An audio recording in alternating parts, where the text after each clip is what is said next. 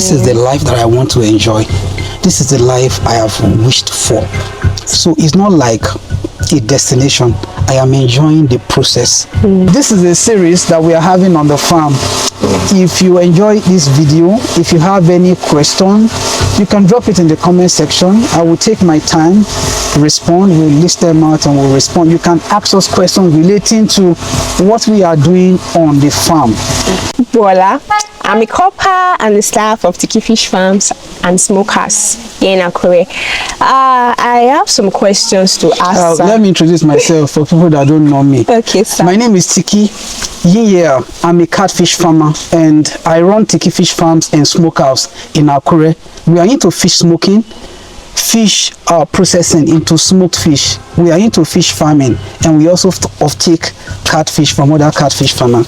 So we are right here on the farm and this is our contact in case you want to get in touch with us on the farm. So our number is 0816-818-2484. So Copper Judith, you are welcome. Thank you, sir. Okay, sir, I've been meaning to ask, before you decided to go into this fish business, sales of fish business, I don't know, did you sit to decide who your target marketers or audience would be, like the people that are to buy from you? Did you think about it? How did you even come up with such ideas? No. Do you know that what I'm doing is what I inherited from my parents? Oh. I don't know if I've mentioned it before. My dad. Yes, I grew up in a family where fish smoking. I am Ijo from the riverine area of Ondo State. So this fish thing, my dad has been doing it. Even my mom. My mom, she's an Ijo woman. So she has been into fish processing, fish smoking way before I was born, decades before I was born. So growing up, I used to help my mom. I would help her wash fish, make firewood, then we sell fish. I grew up seeing my mom and my dad selling fish. My mom would prepare fish. Before, my dad used to go to the village to go and get fish. But at a point in time, being an educated person, it's like he wouldn't want to sell something that is not hygienically prepared. So he will engage all his children. So in the process of engaging us to wash fish, to prepare fish, to smoke it, made me to understand the processes involved in the business. And whenever he goes to sell, we used to see him the way he's selling. So I can say I learned from my parent. The selling from my dad.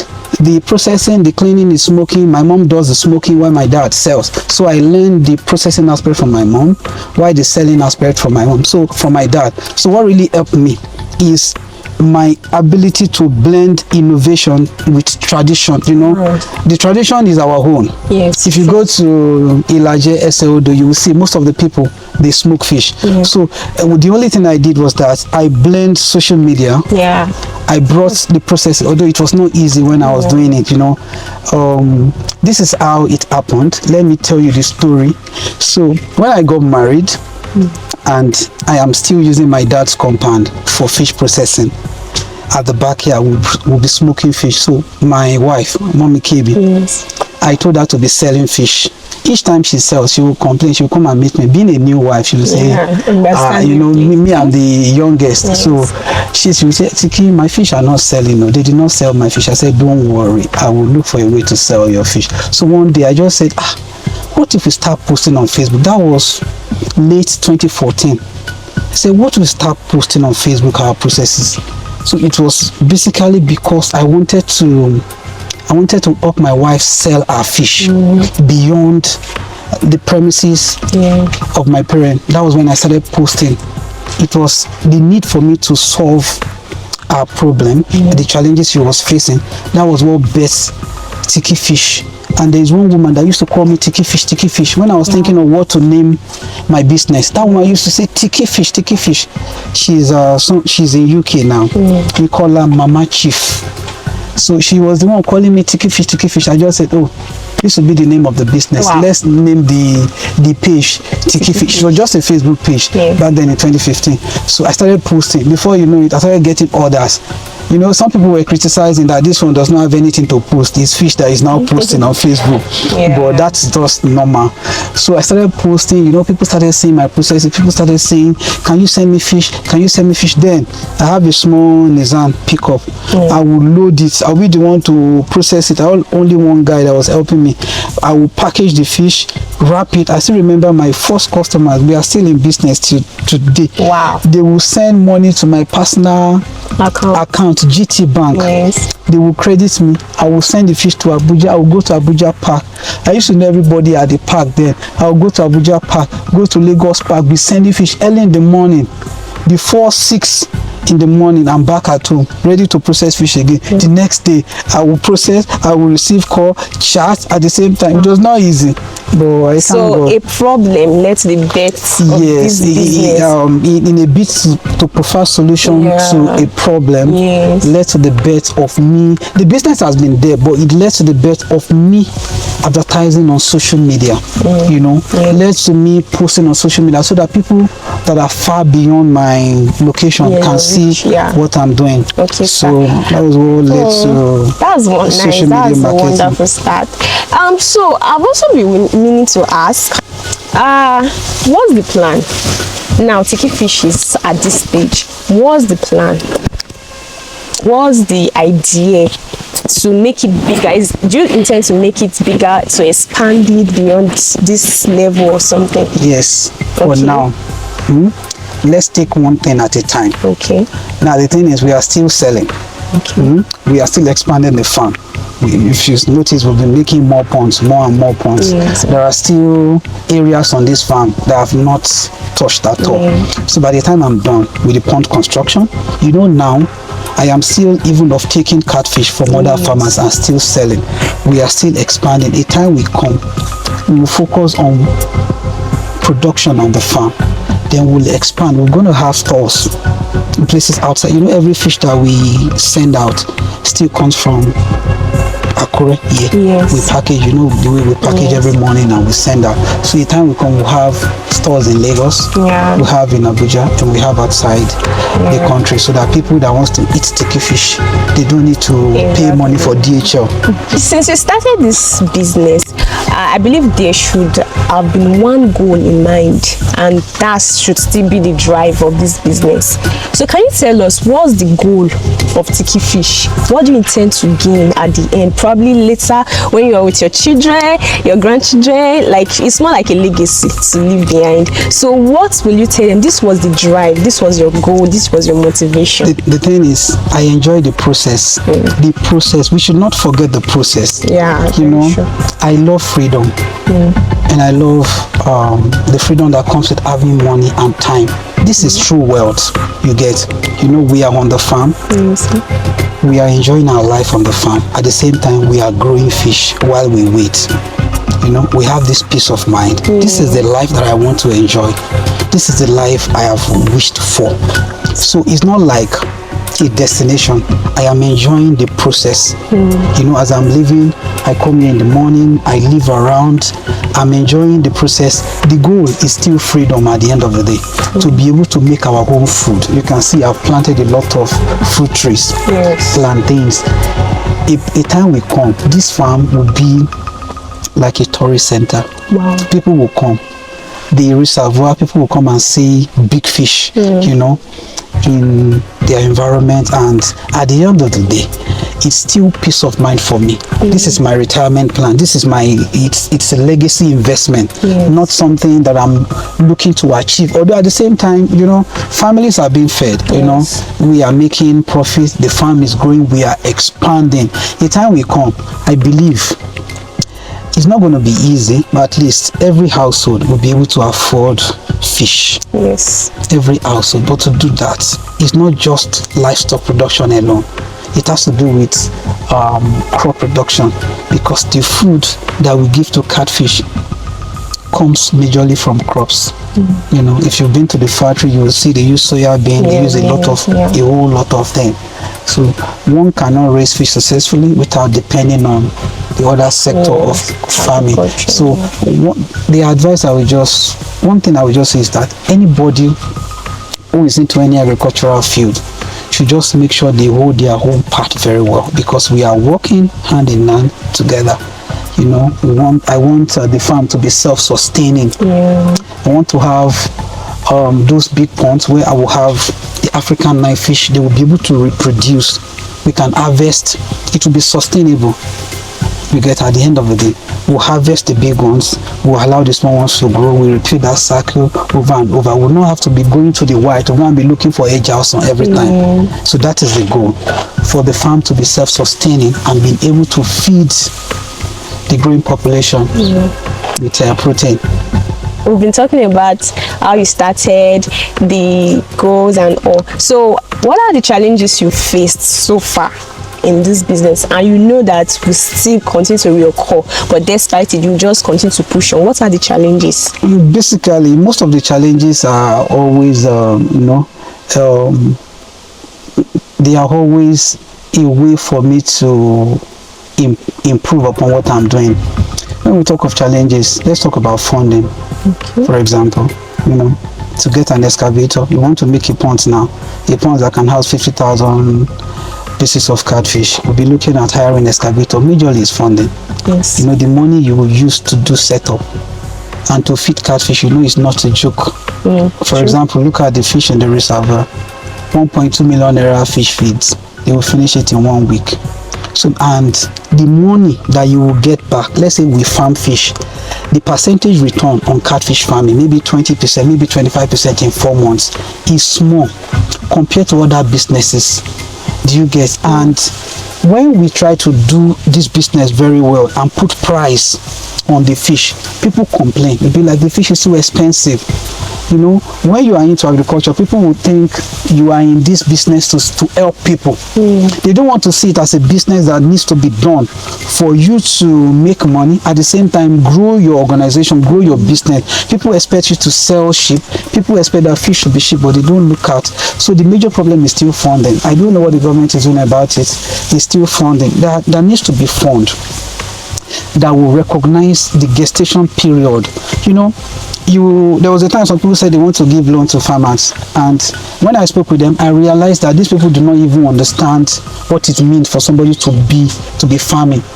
If we want to do smoking size, for example, if they give a farmer 10 million and they expect that farmer smoking size will be ready in 4 months, let's say with additional 1 month to harvest and sell off, they now expect that farmer to be repaying money every month. Normally, they are supposed to give that farmer a moratorium of about 4 months, if I'm making sense. If you're harvesting in 4 months and you've not even harvested, you've not made sales, and they expect you to pay back every 30 days, how will it work? Do you get what I'm saying? Yes. So it's not possible. I think the funding is a major problem. If there's going to be funding, the funding has to be a funding that understands the natural gestation period of whatever you are planning to produce. So if a farmer is producing table size catfish, they should give that farmer 9 months before he start paying. Yes. If a farmer is producing smoking size, they should give him 4 months. If the person is a processor, he has to process fish and sell, they should give him 1 month. If it's a processor, 1 month is okay, because if you buy fish, you process it, you should be selling. Within 1 month, you'll be paying on the back. So funding is a major problem, and we thank God we've been able to, from our profits, from some capital from friends and families and some investors, we are able to grow the farm, and we are pushing. What we do is basically adding value to catfish. So changing the state from fresh to dry. It gives us room for us to be able to sell for profit. You get, and over time. Okay. In talking about this catfish farming or fish farming in general, have you thought of, aside catfish processing or fish processing, culturing, have you thought of any other aspects, like the hatchery? Any aspect of aquaculture, right? Yes, sir. Yes, I thought of making of feeds. Okay. But I have a friend already who is already handling that, the Kingfisher Meals. What they do is they get all the ingredients needed for formulating catfish feeds. They get it. They have machineries that grind, the one that mix, the ones that pelletize and dries them. So that is the part I was looking at. So, but because him is doing well, there's no point venturing into it, because we are into this to solve a problem, not to create a problem. So if he's already solving it, I can only partner with him. So that is the aspect I was looking at, but for now, so I'm putting it on hold because he's doing perfectly well. The feeds, those feeds that I was feeding the catfish, those pellets, I got it from him. So that's the part. Are they the floating ones? No, the sink. He makes sinking one. He believes the sinking fish feeds will give catfish more weight. Do you get? Compared to floating ones. Okay. Do you get? But the sinkers. Let's compare foods. Okay. Let's compare foods. Which one do you think will make you look full and heavy? Eba or rice? Eba. So let's look at the sinking as eba. Solid food, heavy. It will sink. Let's look at rice.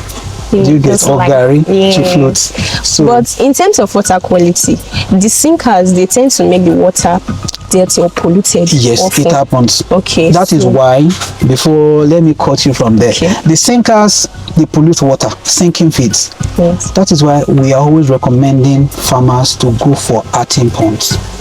Okay. You know, pollution in earthen ponds is different from pollution in concrete ponds. There are different types of concrete ponds. There are some concrete ponds that have RAS, recirculatory aquaculture system, where water is constantly being pumped in. Excess water or spent water is going out, is passing through a system, is being cleaned, oxygenated, and returned back into the system. That one is expensive. You need money, you need lights to run it, pump and all that. This is my type. We dig pond, man-made pond. You see the way we bury pipes with Oga Francis. We bury pipe. We tap water from stream. We send it into the pond. When the pond is full, we pick a level. When the pond is full, we pick a level to discharge the water. So it becomes, water comes in, goes out. In a settings like that, the feeds will not pollute the water. The fish will eat it and they will be okay. So the pond type matters a lot. Earthen ponds have a way of managing pollution. All the sediments, undigested fish feeds, the poops of the catfish, they go to the base of the pond. There's a way they will just settle at the base and they will be there.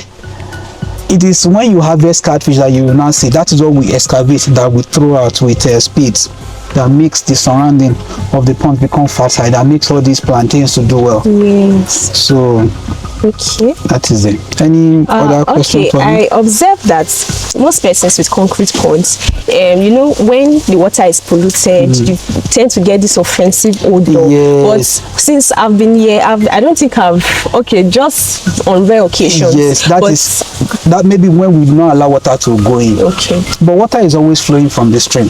So we allow it to flow in. That's why you will see me shouting that don't buy dry lands for fish farming. Don't buy dry lands. Buy waterlogged land. But some people will still say, what about boreholes? You know me. If you have been somewhere, you can't compare. If they ask you to use 15 million naira to do a solar for a house of 3-bedroom flat, and you say 15 million is so expensive, you prefer to go and, in this case, concrete ponds are way more expensive to build. I don't know why. People think maybe the question that I get a lot, people will say, when you put your fish in 18 ponds, flood. Ever since you'll be here, have you seen any rain that fell that Not made at all. that way? That is why we spend the money once and for all to bring an excavator to do the drainage before digging of ponds, so that water only floods everywhere when it doesn't have a passage to go. But when you make a pathway for water will keep running and it will not stop. So that is people when people want to make ponds, they always want to save money on pond making. They rather invest money on fish feeds. But they should equally look into investing money on pond making. By making deep ponds, these deep ponds, and so that you've seen the excavator works now. You've seen the dikes, the excavated lands, how we use it to guard the ponds around. So that's the best way to do ponds. When something is properly done, forget about flooding. Also, sir, this 80 points. Okay, Yes. one of the disadvantage, or should I, let me not call it a disadvantage. Okay. Most times, you know, these catfish, they burrow into the ground. So I don't know if you have had any experiences like that. Yes, people do say catfish burrow into the ground. Catfish will not burrow into the ground to the extent that it will disappear. Okay. It will not. So you it mean, can only hide inside Okay. mud temporarily, but it would still need to come out. Catfish are here breeders. They still need to come out. They need to come and take care. It's only this native fish, the obscura, the opodo, the mud fish. That is the one that enters mud. Even at that one, it will still come out to come and take egg. So catfish, that is why we call them Oga Francis to excavate the ponds and throw the muds out. Catfish cannot burrow into the ground and escape. Catfish doesn't have claws, doesn't have anything like they're not like crocodile that can walk away from the river. They are not like crabs that can just walk away. So they will always be inside there. Well done. Thank you. Any more questions for me? There was something like that just now. Trying to think. So this is a series that we are having on the farm. If you enjoy this video, if you have any question, you can drop it in the comment section. I will take my time, respond, we'll list them out and we'll respond. You can ask us questions relating to what we are doing on the farm. And we'd love to see your questions in the comment section so that we can respond to them with a video response. Thank you. And this is Judith Popuola. Her name is Judith Popuola. Say it. Judith Popuola. So my name is Tiki here. I'm a catfish farmer. Thank you. Thank you.